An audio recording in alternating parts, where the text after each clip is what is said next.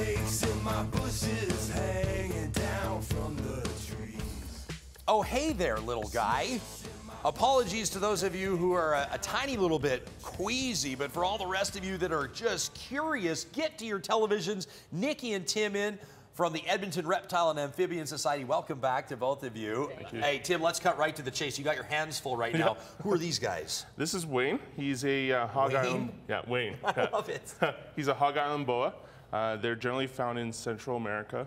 Obviously, he is captive bred. So by captive bred, we mean captivity bred. So came from the wild at one point, but it was bred down the line. The ancestors are from the wild. Yeah. Now, you're not worried at all that this guy's wrapped around your wrist? How come? No. The reason why he's wrapped around the wrist primarily is he's absorbing my heat.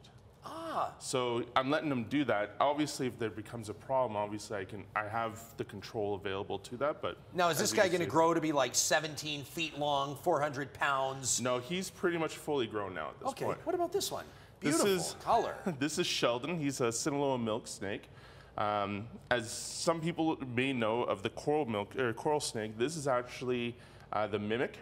Because the coral snake is quite poisonous, isn't it? Venomous, venomous, they say? yeah. Venomous, right. So the famous quote, I guess you could say, is red on black, you're safe, Jack. When red on yellow, you're a dead fellow. So is this red on black or yellow? I don't know. Red on black. So as you can I'm see, safe, Jack. Oh yeah, totally. Okay, so we're safe. Nikki, you don't look nervous at all, of course. Hey, Parker, come on in here. Let's get our handheld camera. Can we lift the lid off this, Tim? Totally. Because now, I know you were telling me, Nikki, very clearly, this isn't how these snakes are always stored or how they live. They should not be housed like this. They can, usually they can become cannibalistic. But you're just putting them in here temporarily. Yes. They're getting along. Yes. Okay. And now, just very temporarily. What kind of snakes are these? These are corn snakes. They're generally found along the eastern seaboard in the United States, so like Florida, up in that region. Now, people are going to be coming to your annual spring show and sale. It's this weekend at the Sands Hotel, and people will have an opportunity there not just to familiarize themselves with reptiles and amphibians, but also to take a pet home if they'd like. Yeah. Who does a snake work for? What sort of household is a snake a good fit for? Honestly, really anything. They are extremely easy pets. Like you don't have to take them out like a dog to, they don't whine at the door to go out and go pee or anything like that. Do they have personalities? Oh yes. They really do? Yes. Okay. Big time. Well, hey, we're also absolutely marveling at the beauty of these guys. What kind of an animal is this, Nikki? What's this called? This guy is a leopard gecko. His name is Jazzy. Jazzy, can I hold him? Of course. Now, what's a leopard gecko all about? Well, these are from like Iraq, Iran, Afghanistan area.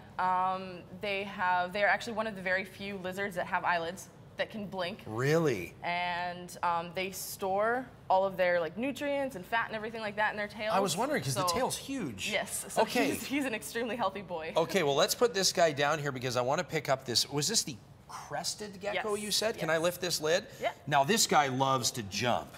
This is the one thing I've learned. Now I can just pick him up? Yeah. And how do you pick him up? By the stomach? Yeah, usually they like all of their legs supported, so you usually just scoop underneath. Scoop underneath. Now this guy, he'll jump to get to where he wants to go. What's the story with this guy? He's kind of similar to the leopard gecko. These guys are from New Caledonia, and they do not have eyelids. Oh, there he goes. There's the jump. I was hoping he'd jump for us. So can we let him continue to walk while we pick up this last one? Sure. Or should we keep them apart? If he stays up there, he's okay. fine. Well, let's hope. If he knows what's good for him, right? Yes. Okay. Now here's the camera's probably going to show off that my hand's a tiny little bit moist because I'm a tiny little bit nervous. Is this is a tarantula? Yes. This is a rose hair tarantula. And this is the one that you were saying could get a little sketchy if I start moving around. They just usually don't like being, tossed around or anything. If she stays still like that, she's comfortable. She's calm in your hand. She's fine. They give very easy warnings. So if they, if they're scared or nervous or anything like that, they'll usually wave their front legs or they'll start moving a lot. And it's kind of a, hey, I don't feel very comfortable. So if she starts waving her front legs, I need to get the heck out of Dodge.